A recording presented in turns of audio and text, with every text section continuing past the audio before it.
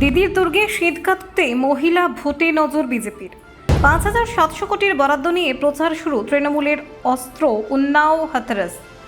মহিলা ভোটে নজর বিজেপির। লক্ষ্মীর ভাণ্ডার নিয়েই নতুন প্রতিশ্রুতি। দিদির লক্ষ্মীর ভাণ্ডারকে টেক্কা দিতে বিজেপির নতুন তহবিল ঘোষণা। মহিলা ভোটে বড় বাজি। ৫,৭০০ কোটির তহবিলের প্রতিশ্রুতি বিজেপির।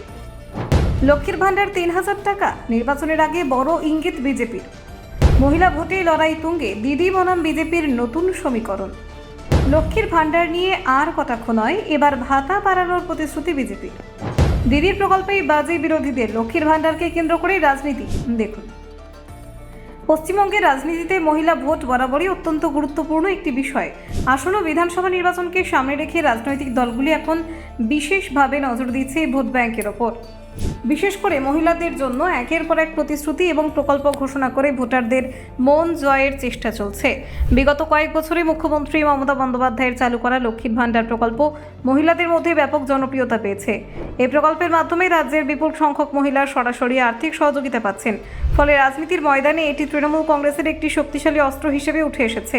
একসময় বিজেপি নেতারা এই প্রকল্পকে কটাক্ষ করলেও বর্তমানে সেই অবস্থান অনেকটাই বদলেছে।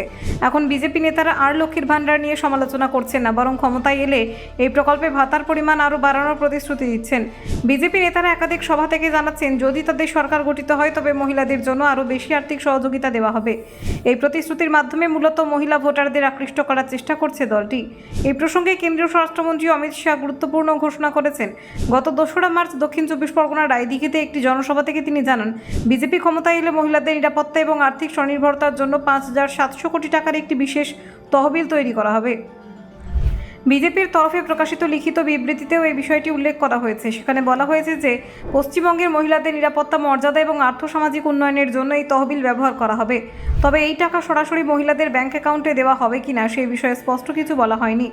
বিবৃতিতে আরও বলা হয়েছে যে এই তহবিলের অর্থ বিভিন্ন উন্নয়নমূলক কাজে ব্যবহার করা হবে, যেমন মহিলাদের কর্মসংস্থানের সুযোগ তৈরি, দক্ষতা বৃদ্ধি, স্বনির্ভর গোষ্ঠীর উন্নয়ন, শিক্ষা এবং নিরাপত্তা সংক্রান্ত প্রকল্পে এই অর্থ খরচ করা হবে। তবে বিজেপির কিছু নেতার মতে এই তহবিলের সঙ্গে লক্ষ্মীর ভাণ্ডার প্রকল্পের সরাসরি কোনো সম্পর্ক নেই। এটি সম্পূর্ণ আলাদা একটি উদ্যোগ হিসেবে পরিকল্পনা করা হয়েছে। মহিলাদের আরও স্বনির্ভর এবং নিরাপদ করে তোলাই এই তহবিলের মূল লক্ষ্য। এদিকে বিজেপি নেতারা জানিয়েছেন, যদি তারা ক্ষমতায় আসে তবে লক্ষ্মীর ভাণ্ডার প্রকল্পের ভাতাও বাড়ানো হবে। বিরোধী দলনেতা শুভেন্দু অধিকারী একাধিক সভায় ঘোষণা করেছেন যে বিজেপি সরকার হলে ভাতার পরিমাণ ১৫০০ টাকা থেকে বাড়িয়ে ৩,০০০ টাকা করা হতে পারে। বিজেপি নেতা স্বপন দাশগুপ্ত ইঙ্গিত দিয়েছেন যে এই প্রতিশ্রুতি দলের সংকল্পপত্রে থাকতে পারে। তার মতে পশ্চিমবঙ্গের মানুষ যে সুবিধাগুলি এতদিন পেয়েছেন সেগুলি বন্ধও করা হবে না, বরং আরও নতুন সুবিধা যোগ করা হতে পারে।